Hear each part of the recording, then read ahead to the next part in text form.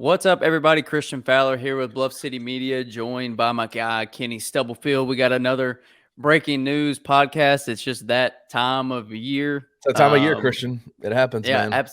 absolutely. D2 forward Jonathan Pierre was on his visit over the weekend to Memphis, and he has now made his commitment public. This is someone that kind of came out of nowhere. He entered the portal less than a week ago, I'm pretty sure. I think it was April 3rd when he entered the portal. According to reports from On3, over 120 programs had reached out to him within 48 hours. He came out of nowhere to fans, but I don't think college coaches were. Oh, yeah, they were not unaware of this kid, right? Yeah, they absolutely knew about him. That's pretty obvious with how many schools reached out to him so quickly. I think within like 5 to 10 hours, they had already said 80 teams had reached out to him. And then now we have reports of 120 plus programs reaching out to Jonathan Pierre. Penny and the staff were able to get him on campus and obviously convince him that Memphis was the right fit for him. And when you look at his game, I know I've seen questions about him. Like, is a D2 guy? Is this like basically just getting a JUCO player? Like, what's going on? It seems a little weird, but I don't think it's something to be sketched out by when you see what programs have been interested in him. Right. Obviously, Memphis, where he's committed to now, but then Duke had Zoom interviews, Auburn, LSU, like basically a who's who list of schools have reached out and contacted him, and the schools that I just mentioned have Zoomed with him or at least planned at some point in time to have Zoom meetings with him. So highly, highly coveted transfer out of the D2 ranks.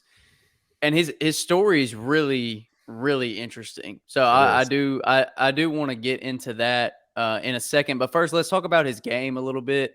6'10" forward, can shoot, shot over 40%, 40.5% last season at Nova Southeastern. So it's never bad to have a guy that can shoot, but it's really never bad to have a 6'10" guy that can shoot 40% from three and averaged 14 points per game last year. So just quickly, Kenny, what do we think about his game and how he fits into Penny's system? Well, I mean, you said it before we started recording. You said something to me that I think is true, and I'm going to steal it from you while we record, is the things that translate no matter what level you play at is height and shooting ability. And he has both of those. He has the ability to shoot, and he's a big dude. And so anytime you have that in your skill set, anytime you have that in your arsenal, you're a talented player. Obviously, as much as I love college basketball, I didn't watch a whole lot of Nova Southeastern games this year. And so come on, man. I should have, apparently, but so I don't know exactly what his game looks like in terms of the way it fits in with his teammates. And I mean, one of the things that you can say about this Nova Southeastern team is you've done research on them is they're a winning team.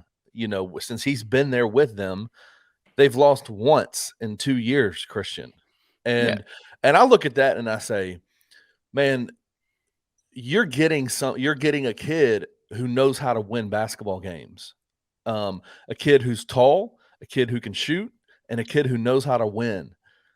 And that to me is like, what more could you ask for in a recruit? Right. It makes it kind of a no-brainer, really. Yeah. Like, obviously talent is number one, but then someone who's been a part of a winning culture in 2 seasons at Nova Southeastern, 67-1, 1 Elite 8 appearance, and 1 national championship. So, I mean, that's a heck of a resume. He didn't play a ton his freshman year, and then obviously starred for them this season, as previously mentioned, 14 points per game, over 5 rebounds per game, over 3 assists per game. So very well-rounded game. Obviously, with his height, can go down low and get rebounds, is also a good passer. And there's a reason that he has, such good guard skills, that he's such a good shooter and such a good passer. And that plays into the story I was kind of foreshadowing earlier. Yeah. Is that he entered high school at 5'10", and this is all from On3. On3 spoke with him and kind of got his story out there a little bit, but entered high school at 5'10", and his senior season was 6'2". And he said, it is quoted in that article saying within a month he was 6'7", and is obviously now 6'10". So 8 inches since his senior year. high school, and just in covering high school sports for so long, college sports for so long, we've talked to and been around and seen a ton of athletes that have had those growth spurts, and Yeah, it sounds cliche, but it takes time to relearn how to use your frame and how to use your body. Like absolutely.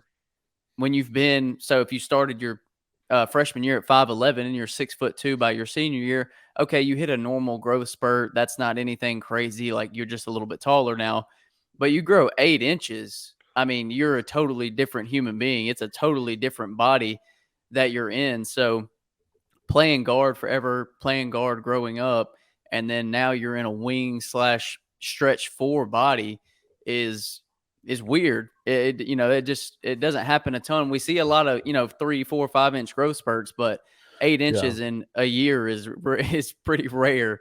So I think that probably contributed some to him being at the D2 level, him not playing much his freshman year, because he just wasn't comfortable in his body. He hadn't gotten used to it yet. And clearly, I would say he figured it out in his Mhm. sophomore season, because he went from someone averaging 4 or 5 points a game to 14 points a game. As I mentioned, 5 rebounds, 3 assists, and shooting 40% from three. So to me, in my opinion, his ceiling is only higher and higher, because if you've only been in that 6'10" body for 2 years, you Right. can only get better and more comfortable with it, and your Right. game can only continue to expand. And okay, now you figured out how to be that big. Now you figure out how to use Yeah. that body more and more. You're not a 6'2" guard, you're a 6'10" forward that can really play the 2 through the 5.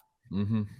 So What I will be love. interesting to me is to see how that translates to, when you play at certain levels and you're learning how to play the game, and your body is changing that quickly, you're going to fall back on the things that you're comfortable doing, right? Like the things that you have been doing your whole life. And obviously with the way that you expressed the story through the On3 reporting that they did, the kid was a guard his entire, high school career in Hollywood, Florida. And what's interesting is that he's now got that 6'10" frame, and now he's stepping up a level from even the D2 level. Now he's playing high level Division I college basketball. And my question is going to be is how what is Penny's usage of him going to look like? That's what I'm wondering, is how is he going to use this kid? Is he going to put him in that stretch four position, or is he going to put him in a situation where he's in the paint, using his athleticism? Is he going to be roaming the perimeter? Like how is Penny going to use him, and how is that going to that step up in competition, playing against guys that are just as big, just as strong, and have been that big and strong for probably a little bit longer than him? What is that going to look like for his game? What's that translation going to be? Right. And I'm sure they'll know over the summer, like what they're looking at, like what kind of jump they're looking at and what kind of progression he's going to take to get up to speed. I mean, and this as well as I do. Some dudes just come in and it doesn't matter what level of competition they play. Right. They're just good.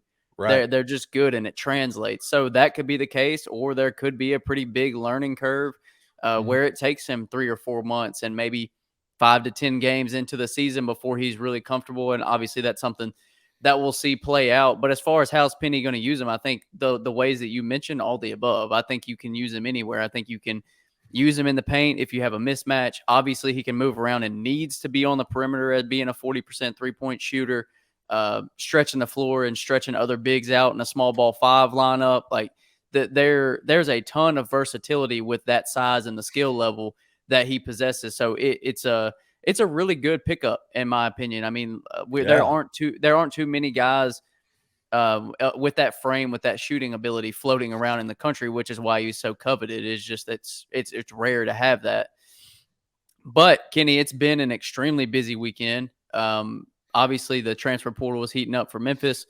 Caleb Mills on Friday, and now Jonathan Pierre adding to Nick Jourdain, who committed a couple of weeks ago. So this transfer class, the more and more we talk about it, the more and more it's taking shape. And we're not going to get too deep into it. We'll record on the Bluff on Monday, and we'll come out on Tuesday. So Gabe and I we'll track through all of this, all the transfer news, everything that's going on. But just to kind of give a brief catch up of it, that's where we've been over the weekend. Nick Jourdain a couple weeks ago, and then Caleb Mills and Jonathan Pierre. Also announced on Sunday that Keontae Kennedy has entered the transfer portal. This is something that rumors had kind of been circling and swirling, and there was I feel like there was a pretty fair expectation that it was probably going to happen, especially with some of the caliber of transfers that are in the portal and what Penny wants to do as far as turnover. And I feel like you had a lot of people on the fence. Some people were like, well, Keontae's 3-point shooting is too good, and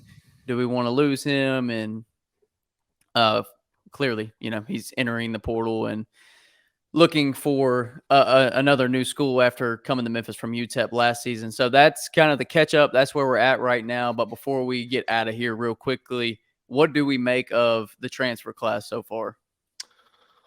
I mean, you can definitely see what Penny's trying to do. Shore up certain points of the roster that maybe needed some help last year, some playmaking, some ball handling, in terms of Caleb Mills. 3-point shooting with Jonathan and with Caleb as well. And then just a steady backup big man in Nick Jourdain, who I legitimately think is going to be a really steady ball player for the Tigers. He is. Is he going to wow you with every single minute that he's on the court? No, but he is a fantastic ball player. And I think he's going to, there's a level of you, especially in basketball, when you know what you get from somebody, like when you know this is what I'm going to get, there's a level of comfortability and a level of satisfaction in that. And that was some of the problems that I've seen with some of the Tiger bigs this last year, a couple of years, is not really knowing exactly what you're going to get game to game. And with Nick Jourdain, that's just not the case. Like you know what you're going to get from him. And obviously, with the Keontae Kennedy loss, Keontae came on strong in the middle of the year, where I think he actually overtook Landers in the AAC conference 3-point shooting percentage at one point in the conference. I mean, he was the best shooter in the conference for a couple of weeks. Then obviously had that injury, and like you said, man, the writing was on the wall. I do, just as a knowing what Keontae could bring to the table, I enjoy familiarity and knowing that he can, like, we know he's a shooter, we know he's big, we know he can guard. Those things are absolutely needed. And there's continuity from this past roster to this next season, but clearly Penny has plans and he's making moves, and that made Keontae expendable. And this is the life of the transfer portal, Christian. This is where we are, man. It's free agency, basically. Yep. It's insane, but I think that's pretty much it. I don't really have anything else. Like I said, we are going to get way more in the weeds on the Bluff this week. It was a little bit of a kind of a dry spell last week, just with not a ton of news, but obviously this weekend has brought plenty. So check out On the Bluff on Tuesday at noon, correct? Kenny will be dropping Tuesday at noon. Check out On the Bluff. Head over to bluffcitymedia.co. Check out everything we've got over there. We have you covered on all the latest Memphis transfer portal news. But with that being said, I think we're good. You good, Kenny? I'm good. All right. We'll see y'all later.